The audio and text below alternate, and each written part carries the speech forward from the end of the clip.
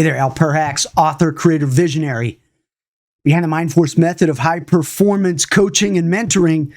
And in this session, we're going to talk about something. But before we do that, I want to let you know that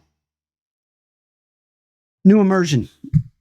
There's a new immersion book for real estate professionals. So for the most part, it's the same as the original immersion,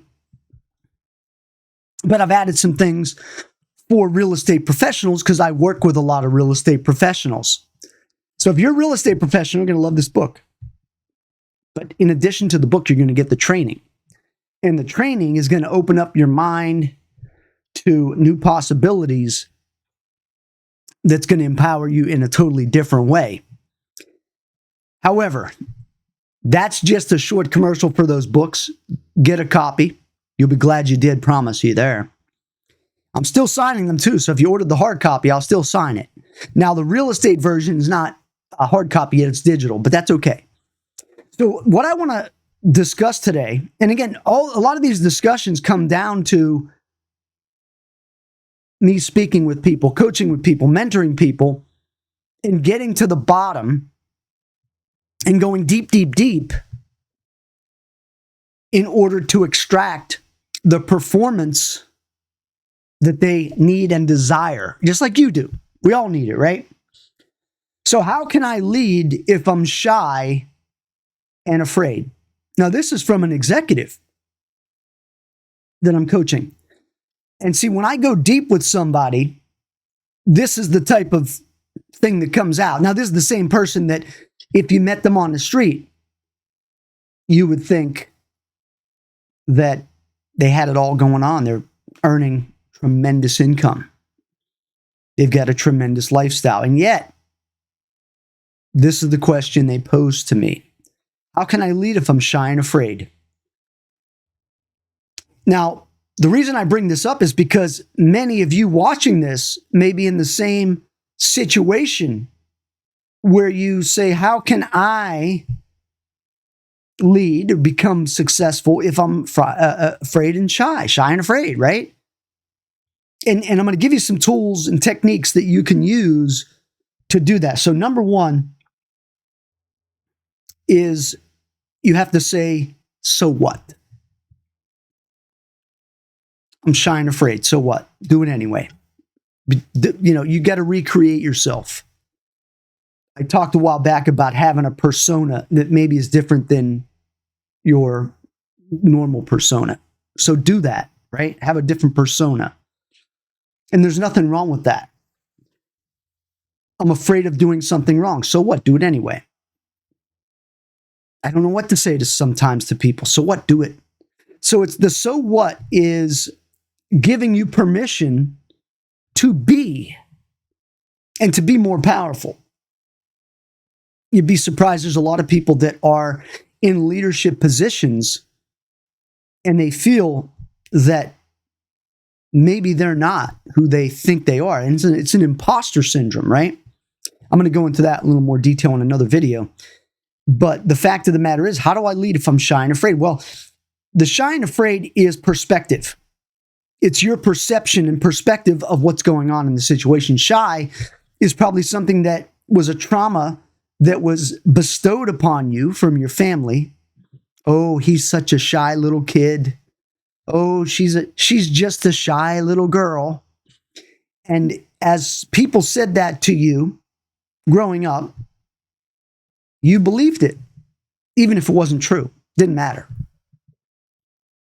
And so some people will say, I'm shy. I'm just afraid. And it's not a reality. It's something that you've conjured up in your head that you think is you, and it's not, right? Now, obviously, there are some people that are naturally more outgoing than others, no question about it. But you've got to kind of flip the switch on this shy and afraid type of stuff. First of all, you don't want to be afraid about anything because fear is the evidence appearing real, right? False evidence appearing real. That's what fear is. And think about it, that's really what it is. And so being afraid is, there are times to be afraid if there's real fear, but when it comes to stuff like this, there's no reason to be. Now, shy, so what? You don't want to be the center of attention. That's really what it comes down to. But you've got to take a look at yourself in the mirror, and you've got to say to yourself, I am bold and confident. I'm not shy, I'm outgoing. Now, how do you become outgoing? How do you get away from the shyness? Is that you've got to learn to associate with people outside of what you would normally do. So let me tell you what I taught this person. Is that when you go out for whatever, shopping at the grocery store, going to movies, whatever you're doing, going to a party, you make it a habit to talk to people. Not in a weird way, but in a way that is allowing you to step out of that shyness, that comfort zone. And so, for example, if you're in line at the grocery store, you talk to the person in front of you or behind you. Hey, how are you today? Good to see you. Hey, I love that dress you're wearing. I love that shirt you have on there. I love that hat. Right? Nice to see you. Hope you're having a great day. Talk to the cashier. How are you today? How's your job? You enjoying working here? Now, what that does is, number one, it gets you into the questioning process, which is obviously how you become successful. But it also opens you up. Because a lot of times, and I'm the same way, trust me, I go to the store a lot of times. I don't want to be bothered. I don't want to talk to anybody. I just want to go in, get my job done, get what I need to get, and get on out. I get it. However, if I'm working on my shyness, if that were something with me, which is not, I'm going to talk to everyone I can. I'm going to make it a habit to do that because I'm breaking out of this quote unquote shyness, which is probably not a reality. But that's how you do it. It's as simple as it is. I mean, you can talk to everybody. It doesn't matter if they're young, old, male, female, it doesn't matter. But start engaging people in conversations. And if you're in a leadership position at work, start bringing people into your office and having discussions with them, such as questions. Hey, how are you doing? How's your experience working here? What could we do more to make you happier? What is it you like best about here? You start asking questions and you take the focus off of this shy concept, afraid concept, and you focus on someone else. See, when you focus on someone else, it takes the reference point off of you, and you don't have to worry about it anymore because now you're focused on others.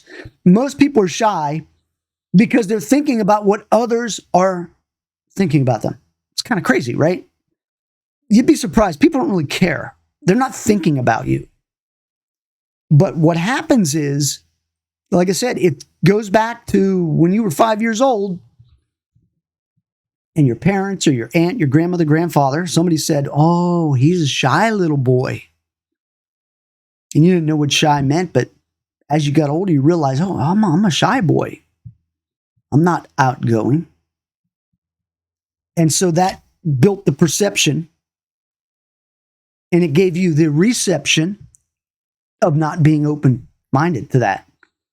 And you could be 40 years old and you're still holding on to that. You got to let it go. Let go of that trauma, because it is trauma, even though it's nothing compared to, let's say, physical or emotional abuse. But it was something that was said to you that caused you to reflect on it even to this day, 40 years old. And again, this is my coaching client who is, not that young, but they had that feeling. How can I lead if I'm shy and afraid? And I said, you're not shy and afraid. You're bold and confident. See, I am bold and confident every day. Why am I bold and confident? Because I deliver exceptional experiences for people, and that's why. So anyway, that's the key. And again, say, so what? So what? And then talk to people. I promise you, if you'll put this into implementation and execution, you will get the results you desire. Don't forget that we've got immersion in 2 formats now, both the regular and real estate version. Thanks for watching and have a fantastic day. So long.